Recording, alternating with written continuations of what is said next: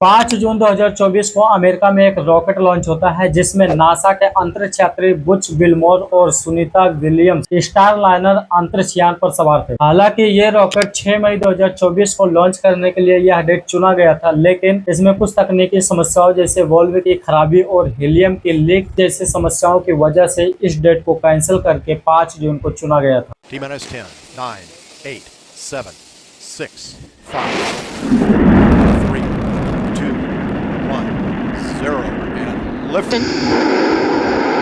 And liftoff of Starliner Atlas V.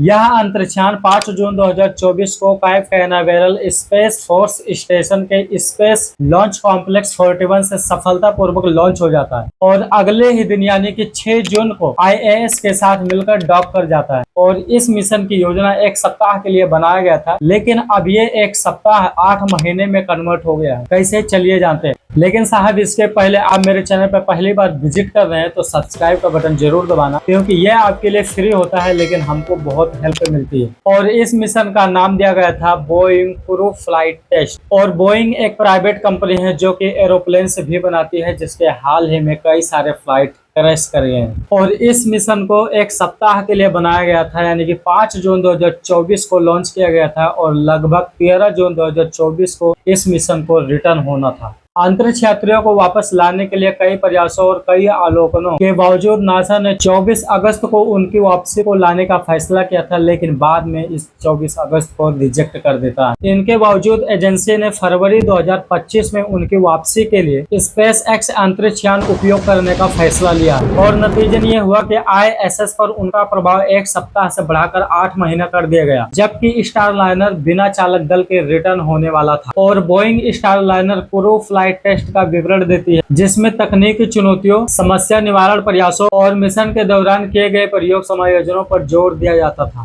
कि Boeing Starliner सफल होता है कि नहीं। कुछ देर बाद स्टारलाइनर का 5 थ्रस्टर्स काम करना बंद कर देता है, लेकिन मरम्मत के बाद 4 थ्रस्टर्स काम करने लगते। लेकिन ऐसे में सवाल यह आता है कि मिशन का योजना था एक सप्ताह का, लेकिन अब 8 महीना हो गया है। लेकिन अब 8 महीना तक ये अंतरिक्ष यात्री कैसे रहेंगे उस स्टारलाइनर में, कैसे सरवाइव करेंगे। लेकिन इसमें ज्यादा हैरानी की बात नहीं है, क्योंकि इसमें घूमने, सोने, उठने, बैठने के लिए काफी जगह है और इस स्टारलाइनर में 6 महीने तक का खाना रखा है। अब ऐसा नहीं कि ये एक घर जैसा है, लेकिन हाँ, सरवाइव करने के लिए काफी अच्छी जगह है। स्पेस में फंसे एस्ट्रोनॉट सुनीता विलियम्स और बुच विल्मोर आज के टाइम पे धरती को बहुत याद करते हैं। 14 सितंबर 2024 को एक ऑनलाइन प्रेस कॉन्फ्रेंस पीसी के दौरान दोनों ने पृथ्वी से लगभग 400 किलोमीटर दूर अपना नया ताजा अपडेट दिया है। सुनीता विलियम्स ने कहा कि स्पेस मेरे लिए पसंदीदा जगह है और मुझे यहाँ रहना बहुत अच्छा लगता है। और पीसी में सुनीता विलियम्स ने कहा कि स्टेशन में जीवन में बदलाव इतना कठिन नहीं था, क्योंकि दोनों अंतरिक्ष यात्री पहले भी वहाँ पे रह चुके थे। यह मेरे लिए खुशी की जगह है और मुझे अंतरिक्ष में रहना बहुत अच्छा लगता है। हम स्टारलाइनर को पूरा करना चाहते थे और उसे वापस देश में उतारना चाहते थे, लेकिन इसके लिए हमें अगले मौके की तलाश करनी होगी। ये सब सुनीता विलियम्स ने एक वीडियो कॉन्फ्रेंस में कहा है। अब ऐसे में बहुत सारे लोगों के माइंड में ये चलता रहेगा कि इतने लंबे समय तक दोनों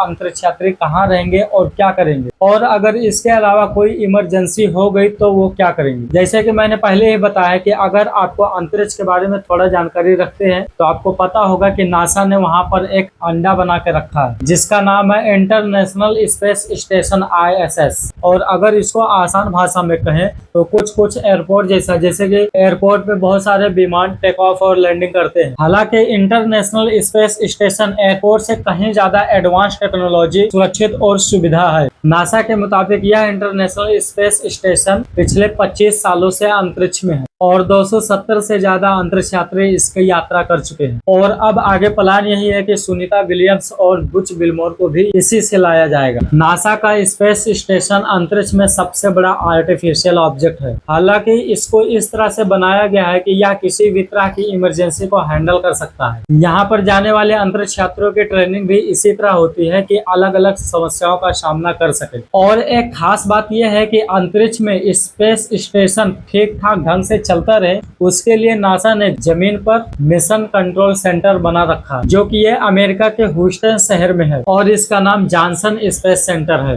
यहाँ से ISS में मौजूद अंतरिक्ष यात्रियों से लगातार बातचीत होते रहता है। सुनीता विलियम बुच बिलमोर ने बोइंग स्टारलाइनर में खराबी की बात इसी मिशन कंट्रोल से बताई थी। यहाँ पर मौजूद वैज्ञानिक स्पेस स्टेशन से जुड़ी गतिविधियों पर नजर रखते हैं। इसके अलावा अंतरिक्ष में गिरने वाले कचरे या मिर स्पेस स्टेशन पर आग जैसी समस्याओं को भी देखते हैं। इंटरनेशनल स्पेस स्टेशन पर एक खुद का जनरेटिंग ऑक्सीजन सिस्टम लगा हुआ है। यह कार्बन डाइऑक्साइड से करीब 50% ऑक्सीजन रिस्टोर कर लेता है। ISS पर एक खास किस्म का रिसाइकलिंग सिस्टम लगा हुआ है। यह टॉयलेट्स और पसीने की पानी को पीने में बदल देता है। इतना एडवांस टेक्नोलॉजी लगा है इस ISS पर। इस स्पेस स्टेशन पर एस्ट्रोनॉट्स को डिहाइड्रेट्स और रेडी टू ईट खाना मिलता है और यह खाना नासा के space food system laboratory Houston में तैयार होता है। इसके अलावा फिटनेस को ध्यान में रखते हुए एक्सरसाइज के लिए एक खास किस्म की मशीन भी इंस्टॉल की गई है। मतलब इस इंटरनेशनल स्पेस स्टेशन पर वो सारी चीजें हैं। ऑक्सीजन खुद जनरेट कर लेता है, खाना खुद मिलता है, फिटनेस को ध्यान में रखते हुए उसका भी व्यवस्था किया गया है। इतना एडवांस टेक्नोलॉजी इस इंटरनेशनल स्पेस स्टेशन पर रखा है, जिससे ये दोनों अंतरिक्ष यात्री एक सप्ताह तो क्या 8 महीने तक बड़े आराम से रह सकते हैं। अब ऐसे में सवाल ये उठता है कि अगर कोई इंटरनेशनल स्पेस स्टेशन पर कोई इमरजेंसी हुई दोनों अंतरिक्ष यात्रियों को, तो फिर क्या होगा। पहली बात तो मिशन कंट्रोल टीम हर पल निगरानी करती रहती है। इस स्पेस स्टेशन में मौजूद लोग या यहाँ पर मौजूद स्पेस टीम स्पेस स्टेशन से रियल टाइम कांटेक्ट कर सकती है। यह कुछ वैसा ही हुआ जैसे कि हम इमरजेंसी में किसी दूसरे की फोन से मदद मांगते हैं, बस इतना ही। और सबसे खास बात यह है कि इस स्पेस स्टेशन में 5 स्पेसक्राफ्ट पार्क रखे गए हैं। इनमें से सबसे लेटेस्ट रूस का स्पेसक्राफ्ट है, जो 11 सितंबर 2024 को वहां पहुंचा था। इसके अलावा SpaceX Dragon Endeavour crew 8 mission, Northrop Grumman resupply ship, Soyuz ML-25 crew ship, Progress 88 और 89 रीसप्लाई शिप, ये सब इंटरनेशनल स्पेस स्टेशन पर पार्क है। अभी अगर कभी ऐसे हालात बने कि अंतरिक्ष यात्रियों को वहां निकलना पड़े,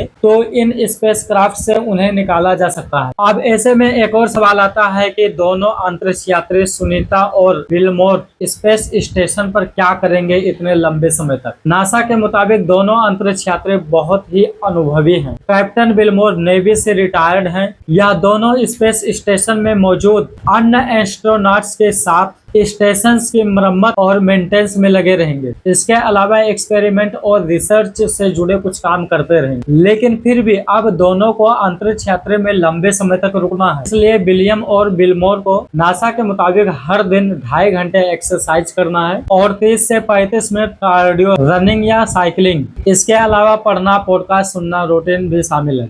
तो भाई साहब, हैरान करने वाली कोई बात नहीं है। वो दोनों अंतरिक्ष यात्री सुनीता विलियम्स और बुच बिलमोर बड़े ही आराम से 8 महीने तक रहेंगे। बहुत बहुत धन्यवाद। Thank you. जय हिंद।